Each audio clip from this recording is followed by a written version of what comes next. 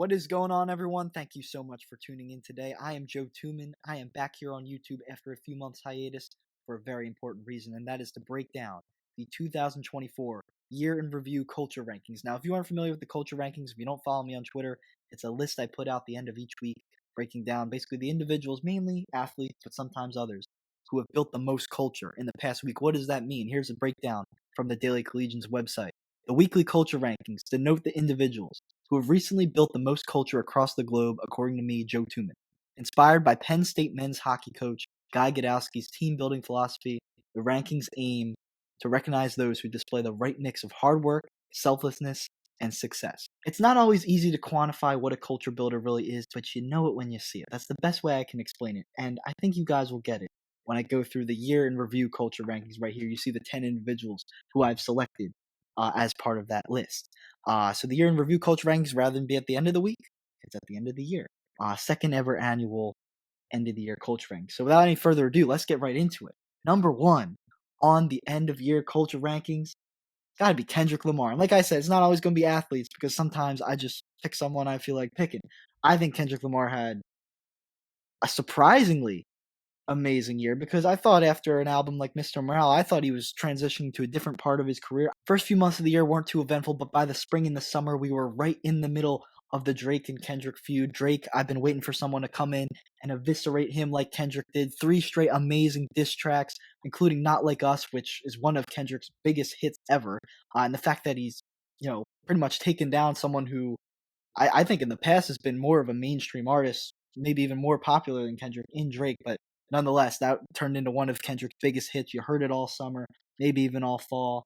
So that was awesome. The GNX album, I thought was maybe, it's not To Pimp a Butterfly, but a fantastic album, a surprise album. And to top it all off, he will be playing at the Super Bowl in 2025. That's an achievement that very few musical artists get. Lately, a lot of people have gotten it when they're out of their prime, but I mean, after the year he just had, you can tell Kendrick Lamar is very much still in his prime. So just a banner year for who I consider to be the greatest rapper of all time, and I had to put him number one. But getting away from Kendrick, getting into more of where the bread and butter of the culture rankings really lies in sports, professional, college, what have you. Saquon Barkley coming in at number 2 after leaving the New York Giants for the Philadelphia Eagles, coming back to PA after a transcendent career at Penn State.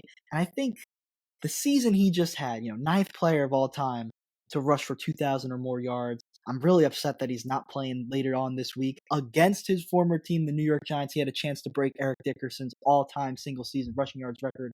He only needed 105 yards too. I'm a little upset he's not going to get to do it, but even without that record, he definitely belongs here. He made the Giants look like idiots for letting him walk. And after all the discourse over the past few years about, running backs, how much should they be paid? How much can you count on them as cornerstones of your franchise? He wasn't the only one to do it this year. Derrick Henry comes to mind, even Joe Mixon, Josh Jacobs, but he was the best running back in the NFL this season.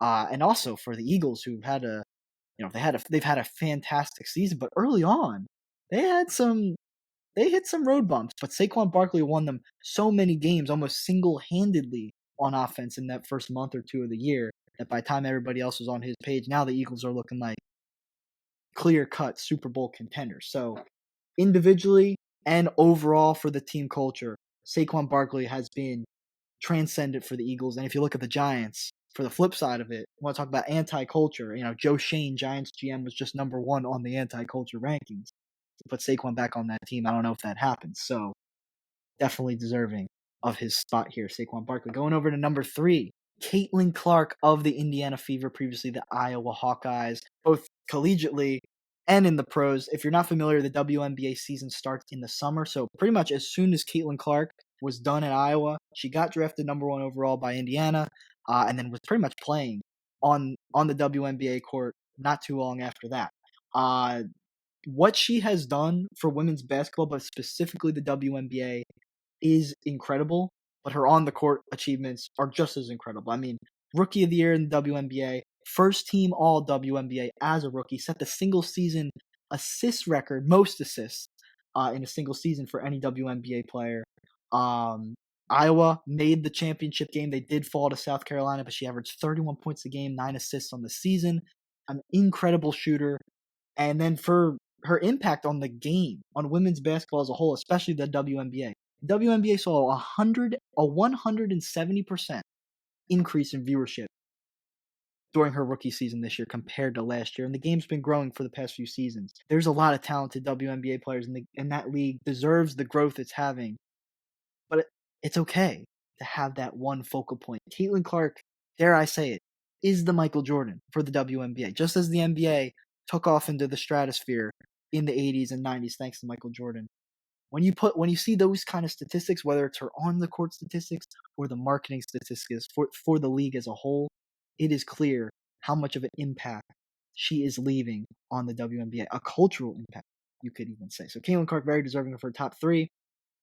Speaking of another former number 1 overall pick, number 4, Victor Wembanyama of the San Antonio Spurs, the 7'3" god alien. I don't know what to call him, but he is a basketball one of one, a freak of nature. Coming over from France, he had a tremendous rookie year. I thought he should have been the defensive player of the year, along with being the rookie of the year. But he made first team all defense, the first rookie to make first team all defense since Tim Duncan way back in the 90s.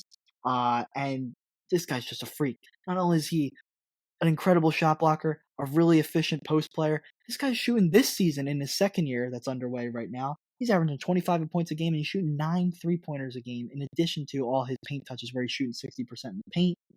He's averaging 4 blocks a game. That's unheard of in the modern era. That's like some 90s numbers. That's some Dennis Rodman, Dikembe Mutombo type stuff. I'm waiting on this guy to start rattling off quad doubles every other week.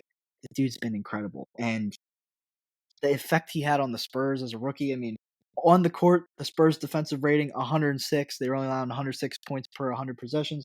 He comes off the court, the team as a whole 116. So the impact he left on them has been clear, and you already seen it. The Spurs are fighting for a playoff spot this year, and he's the focal point of that. So it's been a really quick jump in year 2 for Wemby, and I think he's going to continue elevating. And this is like the beginning of his career. It's crazy to think how good he might get in just a few short seasons from now, but he has been transcendent. It's been really fun to watch him start his career off. So moving on to number 5, switching over to the NFL once again. Quarterback Jaden Daniels of the Washington Commanders, the number 2 overall pick in the 2024 NFL Draft. He's been phenomenal in Washington.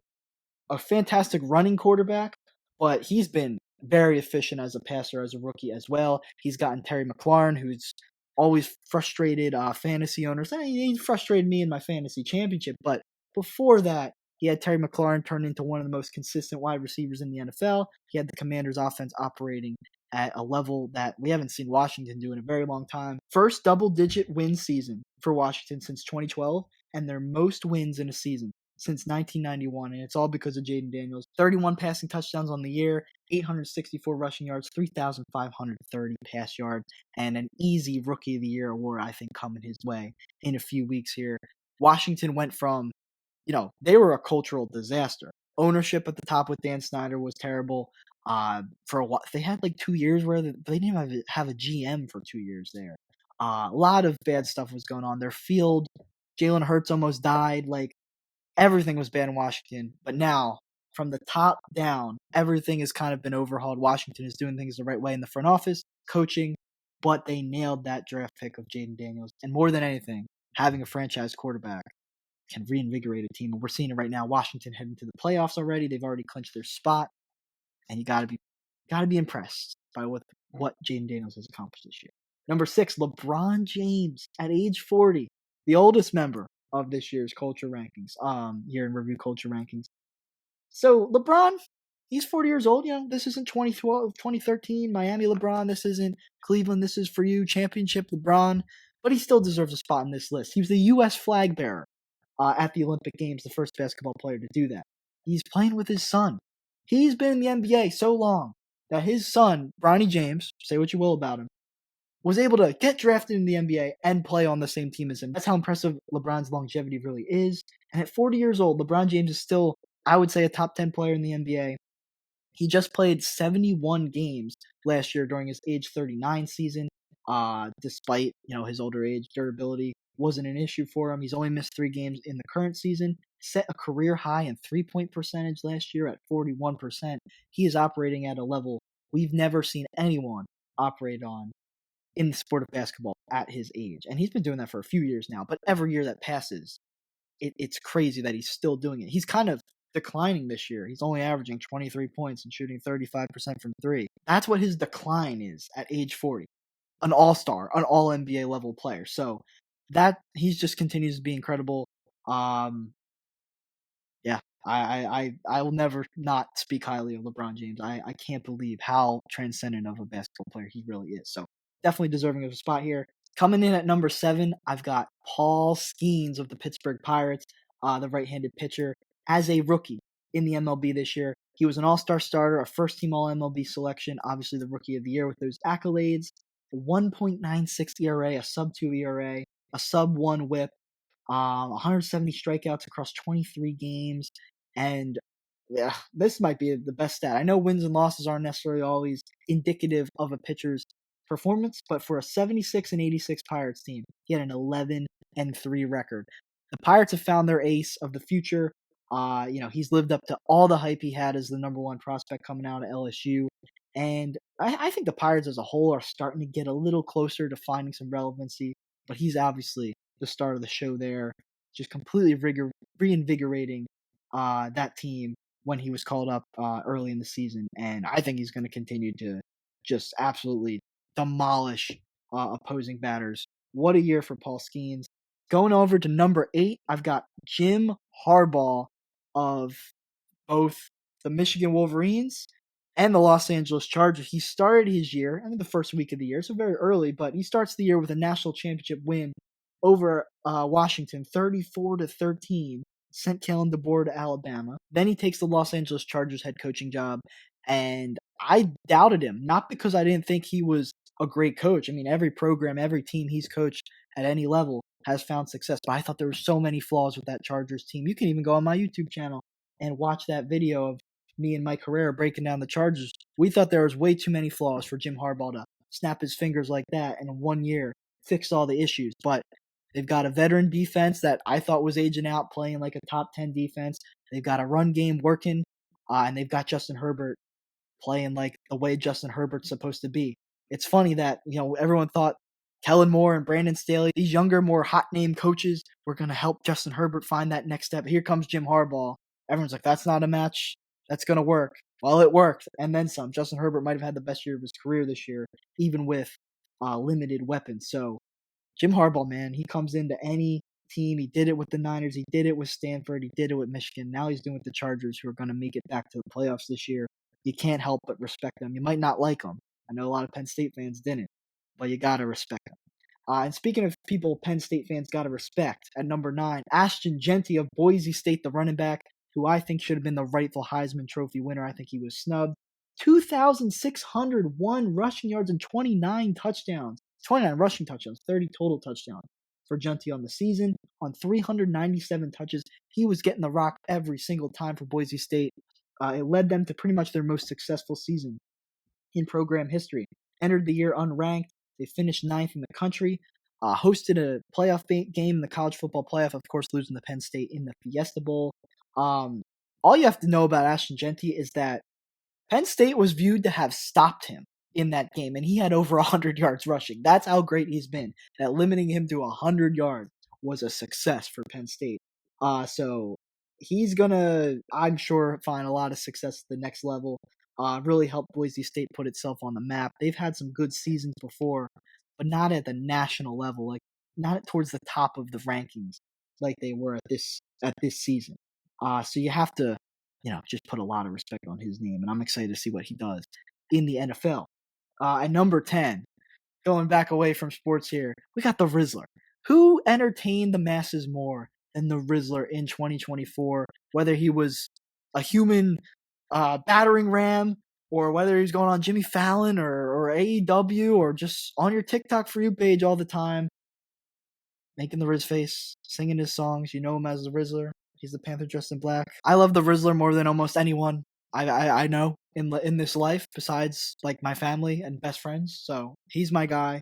Had to give him a shout here on the Culture Ranks. I can't do the Riz face as many times as he's tried to teach us. with all his videos.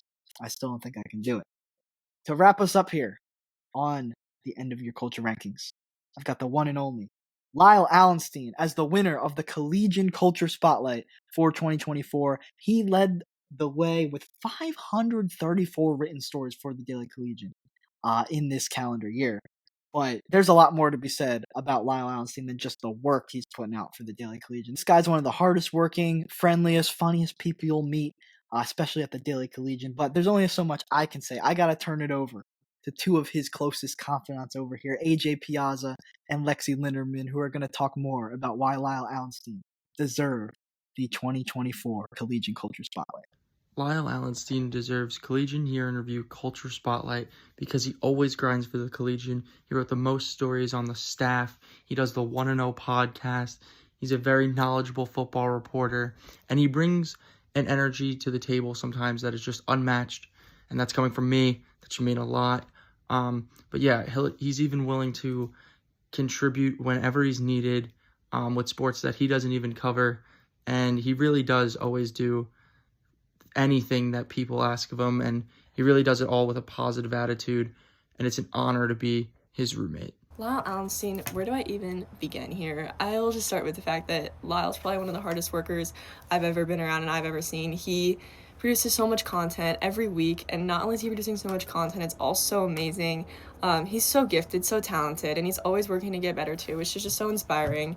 And like, he's taught me so much this semester being on football with him. He may suck at making pages, and like, that's okay. Like, we all have our flaws. I guess that's just one of his. It's okay. Like, I can pick up the slack on that one because, you know, even though he sucks at making pages, he's an elite culture builder, and he definitely deserves this honor. He's just so hardworking, so talented, and like I said, it's been a pleasure to be on this beat with him the past couple of months, and I'm just proud of him. So there's that. Thank you to Lexi and AJ for sharing those thoughts. And congrats to Lyle for your Collegian Culture Spotlight. Well deserved. Joining Phoebe Psychowski as Collegian Culture Spotlight Year in Review winners. Wouldn't have it any other way. Going forward, I'm hoping to do some more with the culture rankings on this YouTube channel. I thought this was a good way to kick it off. But going forward, I definitely want to talk more about these culture rankings more in depth week to week, hoping that this becomes something I can regularly do. I haven't been putting out the content the way I've been wanting over the past few months, but I'm hoping this kind of gives me something to look forward to each week. So stay tuned for some weekly culture rankings breakdowns, some weekly Collegian Culture Spotlight breakdowns. But thank you so much for tuning into this breakdown of the 2024 Year in Review Culture Rankings. Make sure to subscribe to my YouTube channel here. Make sure to go follow me at jtuman21 on Twitter if you want to see the culture rankings the second they come out in their list form. Make sure to follow Tuman Talking Sports on Instagram. Also going to be posting some stuff about culture rankings and many other things over there. So with that being said, thank you so much for watching. Enjoy the rest of your day and go build some culture.